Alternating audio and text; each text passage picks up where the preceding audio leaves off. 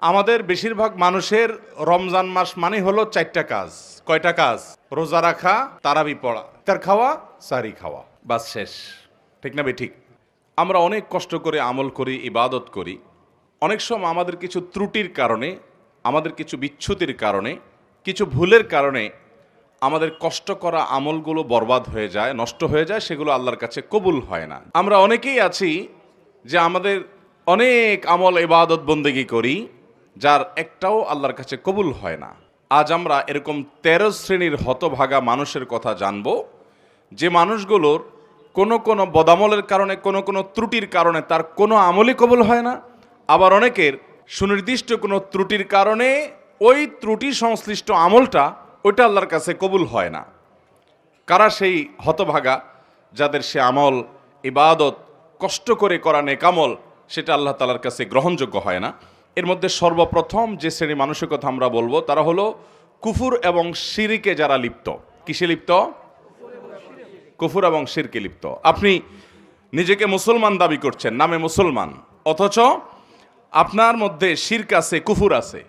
তো এরকম যদি হয় তাহলে শিরক এবং কুফুরে থাকা ব্যক্তি, এই ব্যক্তি যত নেকামল করুক, সে নিজেকে মুসলমান মনে করছে, হয়তো তিনি 5 ওয়াক্ত নামাজও পড়েন, কিন্তু তার মধ্যে যদি শিরকে আকবর থাকে, কোন শিরিক থাকে, মানে বড় শিরিক, যে শিরকটার কারণে মানুষ ইসলাম থেকে খারিজ হয়ে যায়, তার মধ্যে যদি কুফুরি থাকে, যেটার কারণে মানুষ ইসলাম থেকে খারিজ হয়ে যায়, তাহলে এই ব্যক্তি নিজেকে যত মুসলমান মনে করুক, আমরা সবাই হয়তো মুসলমান তাকে মনে করি, সে হয়তো মসজিদেও আসে, সে হয়তো নামাজও পড়ে, সে হয়তো হজ উমরা করতেও যায়, অথচ তার কোনো আমল, সে নামাজ পড়ুক, রোজা রাখুক, হজ করুক, জাকাত করুক, দান করুক, সাদাকা করুক, তার কোনো আমল আল্লাহর কাছে গ্রহণযোগ্য হয় না।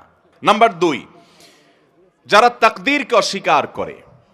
অনেক মানুষ আছে আমাদের সমাজে, দেখবেন আপনি যখন তাকদীরের কথা বলবেন, আপনি যখন ভাগ্যের কথা বলবেন, আপনি যখন আল্লাহর কাজা এবং ফয়সালার কথা বলবেন, যে আল্লাহর হুকুম, আল্লাহর ফয়সালা হয়েছে তাই এমনটি হয়েছে, বা আল্লাহর যা ফয়সালা হবে তাই হবে, এরকম কথা যখন বলেন, অনেক মানুষ আছে দেখবেন এমন মন্তব্য করেন যেন তিনি এই তাকদীর এর কাজা ফয়সালা এগুলোকে মানে না। আরে রাখ তোর তাকদীর, আমারটা আমি দেখব, আমার ভাগ্য আমাকে নির্ধারণ করতে হবে। নিজের ভাগ্য নিজে নির্ধারণ করার ক্ষমতা পৃথিবীতে কারোর আছে? যদি থাকতো তাহলে পৃথিবীতে কোনো মানুষের কোনো বিপদ হতো। অথবা তাকদীরকে যদি কেউ অস্বীকার করে, তো সে ব্যক্তি সম্পর্কে নবী করিম সাল্লাল্লাহু আলাইহি সাল্লাম বলেছেন যে তার কোনো প্রকার আমল, সে নফল আমল করুক, ফরজ আমল করুক, শারীরিক আমল করুক, আর আর্থিক ইবাদত করুক, এর কোনোটা কবুল হবে না যদি সে তাকদীরকে কি করে? অস্বীকার করে। অতএব আমরা আল্লাহর তাকদীর এবং ফয়সালাকে বিশ্বাস করি কি করি না? আল্লাহর তাকদীর এবং আল্লাহর ইলম, আল্লাহর ফয়সালার বাহিরে পৃথিবীতে একটি পাতাও নড়তে পারে না এবং নড়বেও না। এরপরে 3 নম্বর, যার আমল ইবাদত কবুল হবে না, সে হলো আকুল ওয়ালিদাইন, মা বাবার নাফরমান। এ সম্পর্কে নবী করিম সাল্লাল্লাহু আলাইহি সাল্লামের একটি হাদিস বর্ণিত হয়েছে যে নবী করিম সাল্লাল্লাহু আলাইহি সাল্লাম কয়েক ব্যক্তি সম্পর্কে বলেছেন যে এই কয়েক শ্রেণীর মানুষ, এদের সালাত কবুল হবে না, এদের নামাজ কবুল হবে না, এদের ইবাদত বন্দেগী কবুল হবে না।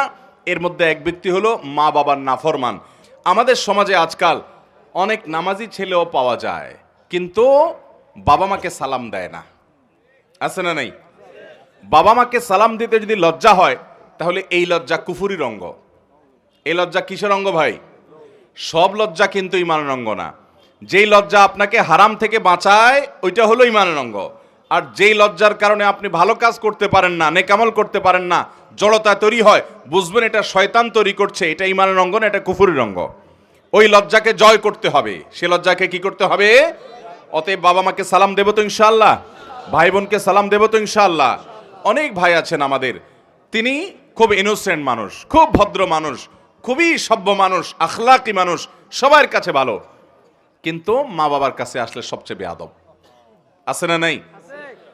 ভাইরা আমার, আমাদের তরুণ প্রজন্মের এরকম দুরবস্থা চলছে আজকাল যে তরুণদেরকে যদি জিজ্ঞাসা করা হয়, আল্লাহর জমিনে চোখ বন্ধ করে কিছু হোক বা না হোক, চুন থেকে নুন খসলেই যাকে ঝাড়ি দেওয়া যায় তার নাম কি? মা। সন্দেহ আছে কোনো? আমাদের যুবকদের কাছে এটা এখন ডাল ভাত হয়ে গেছে না? যে অন্য কোথাও ঝাই না চললেও যাকে ঝাড়ি দেয় তিনি কে? মা। আহা, যে লোকটাকে সবচেয়ে বেশি শ্রদ্ধা করার কথা, যে লোকটা তার কোনো প্রকার কষ্ট হতে পারে এমন কোনো শব্দ পর্যন্ত উচ্চারণ করা নিষিদ্ধ, সে লোকটার সামনে সবচেয়ে বেশি দুর্ব্যবহার। মা বাবার যারা নাফরমানি করে, মা বাবা বলে ডানে যাও, সে যায় বামে। মা বাবা যদি কোনো নির্দেশ করেন এবং সেই নির্দেশ যদি আল্লাহর কোনো নির্দেশের খেলাফ না হয় সরাসরি, তাহলে সেই নির্দেশ মানা সন্তানের জন্য ওয়াজিব। সেটা সন্তানের জন্য মানা কি? আবশ্যক। সেটা না মানলে আপনি গুনাহগার হবেন। অনেক ভাই আছেন অন্য সব দিক থেকে ভালো, কিন্তু মা বাবার কথা মানেন না, মা বাবার নাফরমানি করেন, মা বাবার বেয়াদবি করেন। আব্দুল্লাহ ইবনে আব্বাস রাদিয়াল্লাহু তাআলা বলেছেন, তুমি তোমার বাবার সামনে জামা ঝাড়া দিয়েছো, এরকম করে জামা ঝাড়া দিয়েছো, ঝাড়া দিয়ে শুধু ধুলা পরিষ্কার করছো, তুমি বেয়াদবের খাতায় নাম লেখাইছো। কারণ তোমার এটা বাবা মার নাফরমানি, হুকুকুল ওয়ালিদাইনের অন্তর্ভুক্ত। ভাইরা আমার, আমাদের শরীরের চামড়া দিয়ে যদি আমরা বাবা মাকে জুতো বানাই দেই, আল্লাহর কসম তারপরও তাদের ঋণ শোধ হবে না। তাদের ঋণ আপনি শোধ করতে পারবেন না। আপনার বাপ অনেক খারাপ, আপনার মা অনেক খারাপ, আপনার কিছু করে না, তারা আপনার আরেক ভাইয়ের দিকে খেয়াল রাখে, আপনার দিকে খেয়াল রাখে না, আপনার শত বিচার থাকতে পারে, শত অভিযোগ থাকতে পারে, শুধু আপনার দুনিয়া আসার কারণ এবং মাধ্যম যে তারা হয়েছেন, এই ঋণটা সারা জীবন আপনি আদায় করে শেষ করতে পারবেন না। আল্লাহ তাআলা আমাদেরকে মা বাবার আনুগত্যকারী, মা বাবার হুকুম মান্যওয়ালা সন্তান হওয়ার তৌফিক দান করুন। মা বাবার অনুগত সন্তান হব তো ইনশাআল্লাহ। বাবা মার সামনে মাথা থাকবে নিচু, ভাইরা, মাথা উঁচু হবে না। যদি কখনো জোরে কথা হয়ে যায়, দেরি করবেন না, সাথে সাথে পা জড়িয়ে যেভাবে হোক চোখের পানি ফেলে মাপ চেয়ে নেবেন। আপনার সন্তানদের সামনে, আপনার স্ত্রীর সামনে যদি জোরে কথা বলেন, তো আপনার স্ত্রী সন্তানের সামনে আবার মাপ চাবেন, ঠিক আছে তো ইনশাআল্লাহ? তাদের সামনেই আবার মাপ চাবেন। ভাইরা আমার, মানুষ হিসেবে আমাদের অনেকেরই হয়, আমার আব্বা আম্মার সাথে যদি কখনো আমার জোরে কথা বলা হয়ে গেছে, এরকম মনে হয় যদি আমি কারোর সামনে করেছি, তাদের সামনেই আবার তৎক্ষণাৎ যখন একটু হুঁশ ফিরে আসছে, কি করলাম আমি, সাথে সাথে চোখের পানি ফেলে মাপ চাওয়ার এই অভ্যাস সারা জীবন আমি ধরে রাখছি। 4 নম্বর, দান করে যে খোঁটা দেয় তার ওই দানটা কবুল হয় না। অন্যান্য আমল কবুল হয়, কিন্তু দানের আমলটা কবুল হয় না। যে দান করে কি করে, খোঁটা দেয়। আমরা যত মানুষ দান করি, বেশিরভাগ মানুষই দেখবেন, বা একটা বড় অংশ দেখবেন আমাদের সমাজে, যারে দান করছে, বিশেষ করে মানুষের উপকার করলে, এটা আমরা বিভিন্নভাবে ইনিয়ে বিনিয়ে, ইশারা ইঙ্গিতে ঘুরিয়ে ফিরিয়ে বলার চেষ্টা করি। এই রোগটা আমাদের মধ্যে আছে না নাই? আল্লাহ তাআলা কোরআনে কারিমে বলেছেন, নেককার মানুষদের পরিচয় কি? সূরা দাহরের ভিতরে আবরার, মুত্তাকি, জান্নাতি মানুষের বৈশিষ্ট্য, তাদের গুণ, তাদের সিফাত উল্লেখ করতে গিয়ে আল্লাহ বলেছেন, ওয়ায়ুতঈমুনা আত-তাআমা আলা হুব্বিহি মিসকিনাও ওয়া ইয়াতীমাও ওয়া আসীরা। যে নেককার মানুষ হলেন তারা যারা আল্লাহর মহব্বতে মানুষকে খাদ্য দেয়, মিসকিনকে দেয়, বন্দীকে দেয়, এই মানুষগুলোকে দেয়, এবং বলে তারা, লা নুরিদু মিনকুম জাযাআও ওয়ালা শুকুরা ইন্নামা নুতঈমুকুম লিওয়াজহিল্লাহ। তোমাদেরকে যা দিয়েছি আল্লাহর কাছে দিয়ে, আল্লাহর জন্য দিয়েছি, তোমাদের কাছ থেকে প্রতিদানও আশা করি না, ফিডব্যাকও আশা করি না, এমনকি থ্যাঙ্কসও আশা করি না। কি আশা করে না? থ্যাঙ্কসও আশা করে না, মানে স্বীকৃতিরও আশা করে না। আমরা অনেককে উপকার করার পর দেখা যায় সে এটা স্বীকারও করে না। সে যে স্বীকার করে না, এটা তার দোষ। মাল্লাম ইয়াশকুরিন্নাস ইসলাম ইয়াশকুরিল্লাহ। সে স্বীকার না করার কারণে সে গুনাহগার হবে, কিন্তু আপনি স্বীকারের আশা করবেন না। তার স্বীকার দিয়ে আমি কি করব? আমার তো সওয়াব পাওয়া দরকার কার কাছে? আল্লাহর কাছে। যদি সওয়াব পাওয়ার দরকার হয়, আমি কারোর কাছ থেকে কোনো আশা করব, সে আমাকে চিনেও না এমন একটা ভাব ধরে, কোনো অসুবিধা নেই। তার চেনাচেনিতে কি আসবে যাবে? আমার রব যদি জানেন আমি দিয়েছি এবং তিনি যদি এটা সংরক্ষণ করেন, যথেষ্ট। আর কিছু দরকার আছে? এটা হলো দান। এই দানের সওয়াব পাওয়া যাবে। আর দান করে যার দান করছেন তারে আপনি বিভিন্নভাবে খোঁটা দিলেন, খোঁচাখুচি করে দিলেন না, মানুষ সামনে বলে বেড়ালেন, অথবা সে যেন স্বীকৃতি দেয় এটার আশায় বসে থাকলেন, তাহলে আপনার এই আমলের সওয়াব আল্লাহর কাছে পাবেন না। এই দান আল্লাহর কাছে কবুল হবে। আমার দেশে অনেক মানুষ আছে মসজিদ মাদ্রাসায় দান করে, কিন্তু উনি আশা করে ওনার নামটা মাইকে হুজুর জোর করে বলে দেখ। আছে না নাই? যদি তার উদ্দেশ্য থাকে যে আমারটা শুনে আমার আরেক বন্ধু দিবে, আরেকজন দিবে, উৎসাহিত করবো অন্যদেরকে, তাহলে ঠিক আছে, সেটা হলে জায়েজ আছে। কারণ আল্লাহ তাআলা কোরআনে কারিমে বলেছেন যে ইন তুখফুস সাদাকাত ফানিআম্মা হিয়া। তার আগে অংশটা কি? ইন তুবদুস সাদাকাতি ফানিআম্মা হিয়া ওয়াইন তুখফুহা ওয়া তুতুহাল ফুকারা ইলা আখিল আয়া, যদি দান প্রকাশ্যে করো অর্থাৎ অন্যকে উৎসাহিত করার উদ্দেশ্যে তাহলে তো অনেক ভালো, আর যদি গোপনে করো যাতে করে তোমার ইখলাসের কোনো ঘাটতি না হয়, তো সেই দানেরও আল্লাহ তাআলা প্রশংসা করেছেন। এটা নিয়তের উপর নির্ভর করবে। আমি যখন ঢাকা এক মসজিদে নামাজ পড়াই 2002-03 সন এরকম সময় হবে, তখন আমার এক মুসল্লি মসজিদের ওই আল্লাহর তাহলে ভাই যাদের আমল কবুল হয় না সে মানুষগুলোর 4 নম্বর মানুষ বলেছি যারা দান করে মানুষকে খোটা দেয়, তাদের অন্যান্য আমল কবুল হয় কিন্তু দানের আমলটা কবুল হয় না। 5 নম্বর ওই কপাল পোড়া এবং হতভাগা মানুষ যার কোনো আমল ইবাদত কিছুই কবুল হবে না, সে হলো নবী করিম সাল্লাল্লাহু আলাইহি সাল্লামের শহর মদিনায় মুনাওয়ারায় যে হারামে যে ফাসাদ সৃষ্টি করে, ফিতনা সৃষ্টি করে, অশান্তি সৃষ্টি করে, হাঙ্গামা করে, গন্ডগোল ফাসাদ করে। নবী করিম সাল্লাল্লাহু আলাইহি সাল্লামের হাদিস বর্ণিত হয়েছে বিষয়ে সহিহ বুখারীতে, তিনি বলেছেন এই মদিনা মান আহদাসা ফিহি হাদাসান, এখানে যে ব্যক্তি কোনো দুর্ঘটনা ঘটাবে, আও আওয়া মুহদিসান, অথবা এই মদিনায় কোনো দুর্ঘটনাকারীকে যে ব্যক্তি আশ্রয় দান করবে, ফাআলাইহি লাআনাতুল্লাহ ওয়াল মালাইকাতি ওয়ান নাসি আজমাইন, ওই ব্যক্তির উপর আল্লাহর লানত, ফেরেশতাদের লানত, সমস্ত মানুষের লানত বর্ষিত হয়। এবং লা ইকবালু মিনহু ইয়াউমাল কিয়ামাতি সালাতুন ওয়া সরফুন ওয়ালা আদলুন, কিয়ামতের দিন তার কোন আমল আল্লাহর কাছে কবুল হবে। তাহলে 5 নম্বর আমরা পেয়ে গেলাম, যে ব্যক্তি মদিনায় মসজিদে নববীতে বা মসজিদে নববী শুধু নয় হারামের যে এরিয়া মদিনাতে, এই এরিয়ার মধ্যে যে ব্যক্তি অশান্তি সৃষ্টি করে, ফাসাদ সৃষ্টি করে, এই ব্যক্তির আমল ইবাদত কিছু কবুল হয় না। নাম্বার 6, 2 ভাই আপন তারা যদি নিজেরা ঝগড়া লিপ্ত হয়, গন্ডগোল ফাসাদ মারামারিতে কাটাকাটিতে লিপ্ত হয়, তো এই 2 জনের ইবাদত কবুল হয় না। নবী করিম সাল্লাল্লাহু আলাইহি সাল্লাম বলেছেন সালাসাতুন লা তুরফাউ সালাতুহুম ফাওকা রুউসিহিম, 3 ব্যক্তি আছে যাদের নামাজ তাদের মাথার উপরে ওঠে না, অর্থাৎ আল্লাহর কাছে পৌঁছে না, কবুল হয় না। কারা? সেই ব্যক্তিগুলো হলো ওই ব্যক্তি, 3 ব্যক্তির কথা নবী সাল্লাল্লাহু আলাইহি সাল্লাম বলেছেন, এর ভিতরে এক ব্যক্তি হলো ওই ব্যক্তি ইখওয়ানে মুতাসারিমান, 2 ভাই যারা নিজেরা গন্ডগোল মারামারিতে লিপ্ত, আপন ভাই মারামারিতে লিপ্ত, অথচ আবার আমল ইবাদতও করে, নামাজ কালামও পড়ে, এরকম আছে না নাই? আছে না নাই বলেন? তো এরকম আমল ইবাদত করে কি লাভ হবে? 7 নম্বর ওই একই হাদিস যেটি ইবনে মাজাহ বর্ণিত হয়েছে যে 3 ব্যক্তির নামাজ তাদের মাথার উপর ওঠে না, তাদের মধ্যে আরেক ব্যক্তির কথা 7 নম্বরে বর্ণিত হয়েছে, সে হলো সেই ইমাম যে ইমাম মানুষের ইমামতি করে অথচ মানুষ তার উপরে যুক্তিসঙ্গত কারণে অসন্তুষ্ট। এরকম অনেক ইমাম আছে না নাই? এখানে বড় ইমামতের ইমামও হতে পারে, ছোট ইমামতের ইমামও হতে পারে। বড় ইমামতের ইমাম মানে রাষ্ট্র শাসক শাসন করে, কোন অঞ্চলের শাসন করে, যে কোনো পর্যায়ের শাসক। আর ছোট ইমামতের ইমাম মানে হলো ওয়াক্তিয়া নামাজের ইমামতের ইমাম।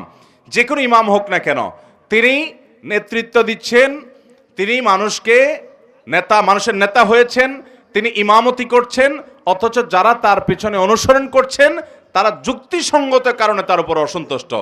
অযৌক্তিক কারণে তো বাংলাদেশের সবাইমার উপরেই কম বেশি মুসল্লিরা অসন্তুষ্ট আছে না নাই? হুজুরদের উপরে শতভাগ সন্তুষ্ট এরকম মুসল্লি, এরকম মসজিদ পাওয়া যাবে না। তাছাড়া হুজুররাও মানুষ শতভাগ সন্তুষ্ট হওয়া সম্ভব না, কিন্তু যৌক্তিক কারণে বেশিরভাগ মুসল্লি বা সব মুসল্লিরাই অসন্তুষ্ট, কিন্তু হুজুরের খুঁটির জোর বেশি, গায়ের জোর বেশি, এই জন্য হুজুরের সরানো যায় না। এরকম কিছু হুজুর আছে না নাই? অথচ ওই হুজুর অনেক নাজায়েজ কাজে লিপ্ত, মানুষ ভয় বলতেও পারে না, কারণ হুজুর বড় বড় পাওয়ার আল্লাহদের সাথে হাত রাখে, আছে না নাই? তো এইরকম হুজুর, তাদেরও এই সালাত তাদের মাথার উপরে উঠবে না। 8 নম্বর হলেন ওই নারী, যেই নারী রাত্রি যাপন করেছেন অথচ তার স্বামী তার উপরে যৌক্তিক কারণে অসন্তুষ্ট। অযৌক্তিক কারণে স্বামী অসন্তুষ্ট হলে ওইটার কারণে স্ত্রীর আমল ইবাদত কবুল হবে না, ব্যাপারটা সেরকম নয়। যদি যৌক্তিক কারণে তার স্বামী তার উপরে অসন্তুষ্ট থাকে এবং তিনি ওই অবস্থায় তেড়ামি করে রাত পার করে দেন, তাহলে এ আল্লাহর বান্দি তার সালাত তার মাথার উপরে উঠবে না। এটাও ইবনে মাজার হাদিসে বর্ণিত আছে। তাহলে 8 নম্বর পেলাম সেই নারী, যে নারী রাত্রি যাপন করেছেন অথচ তার স্বামী তার উপরে যৌক্তিক কারণে অসন্তুষ্ট। এরপর তিরমিজির বর্ণিত হাদিসে আমরা জানি 9 নম্বর শ্রেণী মানুষের কথা, যার আমল ইবাদত কবুল হবে না, বিশেষ করে সালাত কবুল হবে না, সে হলো ওই কৃতদাস, যে কৃতদাস সে কোনো ন্যায্য বা শরীয়তগ্রাহ্য কারণ ছাড়া যে তার মালিক থেকে ভেগে গেছে।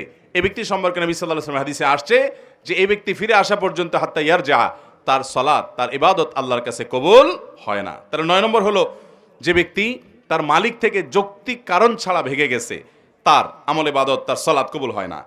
এবং 10 নম্বর হলেন ওই নারী, যেই নারী বাসা থেকে বের হয়েছেন সুগন্ধি মেখে। আজকাল আমাদের অনেক মুসলমান মেয়েরা আছেন, আমাদের অনেক মা বোনরা আছেন যে অনেক পারফিউম ব্যবহার করে, অনেক সুগন্ধিযুক্ত প্রসাধনী ব্যবহার করে তার আশপাশের পুরো পরিবেশটাকে মোহিত করে ফেলছে সুগন্ধি দিয়ে, সেটা ব্যবহার করতে তিনি বের হচ্ছেন।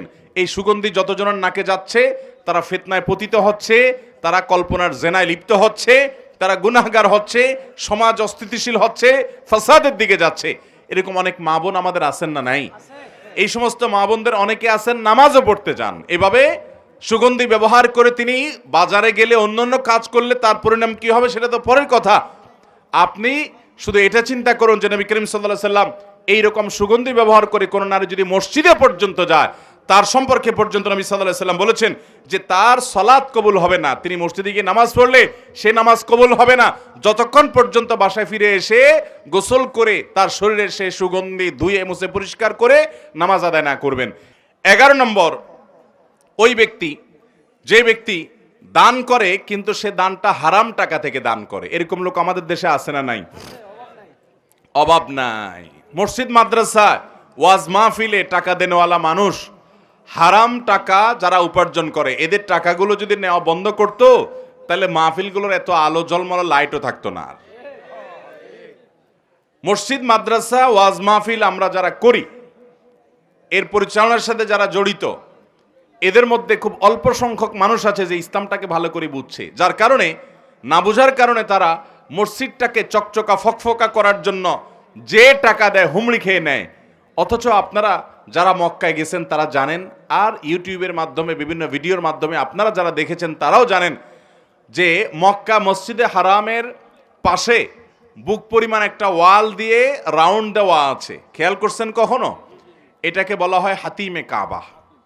এটা কাবার এরিয়া।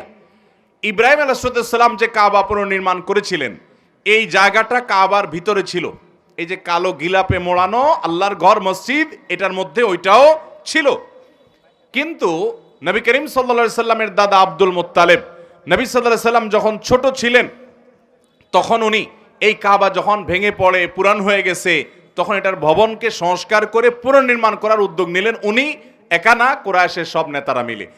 এটা যখন উদ্যোগ নেওয়া হলো, তারা ঘোষণা দিলেন, দেখেন তারা মুশরিক ছিলেন কিন্তু তাদের চিন্তা চেতনা কত শুদ্ধ ছিল এই ক্ষেত্রে যে তারাও এটা বুঝতেন যে আল্লাহর ঘরে হারাম টাকা ঢুকানো উচিত না। এই জন্য তারা ঘোষণা দিলেন, আমরা এই বাইতুল্লাহ পুনর্নির্মাণ করব, এটার জন্য ফান্ড কালেকশন করছি, যারা যা পারেন টাকা দেন, কিন্তু যে হারাম টাকা উপার্জন করেন তার টাকা আমরা নেব না। সমাজে কে হালাল টাকা উপার্জন করে, কে হারাম টাকা উপার্জন করে, সমাজের লোকজন কম বেশি জানে কি জানে না? হালাল টাকা সব যুগে বেশি থাকে না হারাম বেশি থাকে? তো হারাম বেশি থাকে, সেজন্য হারাম টাকা নেয় নাই। আর যেহেতু নেয় নাই, অতএব টাকার অভাব দেখা দিছে। তখন এই বাইতুল্লাহ নির্মাণের সময় নবী করিম সাল্লাল্লাহু আলাইহি সাল্লামের শৈশবে তার দাদা আব্দুল মুত্তালিব সহ অন্যদের নেতৃত্বে যখন এটা হয়েছে, তখন এই কাবা টাকার অভাবে এই হাতিম, যেটাকে এখন দেখেন ওয়াল বুক পরিমাণ ওয়াল ঘেরাও দেওয়া আছে, এই অংশটাকে কাবার ভিতরে বিল্ডিং করার টাকা ছিল না। সেই অভাবে এটাকে বারান্দার মতো বাইর করে রাখছে। আজও পর্যন্ত সেটা সেভাবে আছে। এখন টাকার অভাব নাই, কিন্তু ওইটাতে আর কেউ হাত দেয় নাই। সেটা যেন আমাদের শিক্ষা দেয় যে আমরা আল্লাহর ঘরে ধর্মীয় কাজে, ভালো কাজে হারামখোরদের হারাম টাকা না নেই। চেষ্টা করবো তো ইনশাআল্লাহ। এটা হলো 11 নম্বর। 12 নম্বর হলো ওই মুসল্লি, ওই নামাজি, যে নামাজি ব্যক্তি নামাজ পড়ে পবিত্রতা ঠিক ঠিকানা নাই, পবিত্রতা ঠিক মতো করে না, সুন্দরভাবে করে না। বিশেষ করে শীতের সময় আসলে দেখবেন আমাদের অনেক ভাই আছেন নামাজের জন্য অজু করেন, কিন্তু অজু এত তাড়াহুড়ো করে করেন যে কোনুর এখানে শুকনা থাকে, গোড়ালির ওখানে শুকনা থাকে, আঙ্গুলের চিপায় শুকনা থাকে, কানের লতির এখানে শুকনা থাকে। আসেনি নাই? নবী করিম সাল্লাল্লাহু আলাইহি সাল্লাম বলেছেন, ওয়াইলুল লিল আকাবি মিনান নার, তোমাদের পায়ের গিরা গোড়ালি এগুলোকে জাহান্নামের আগুন থেকে বাঁচাও। তার মানে কি? ভালো করে ডলে ডলে ধুয়ে তারপরে অজুকে পূর্ণাঙ্গ করো।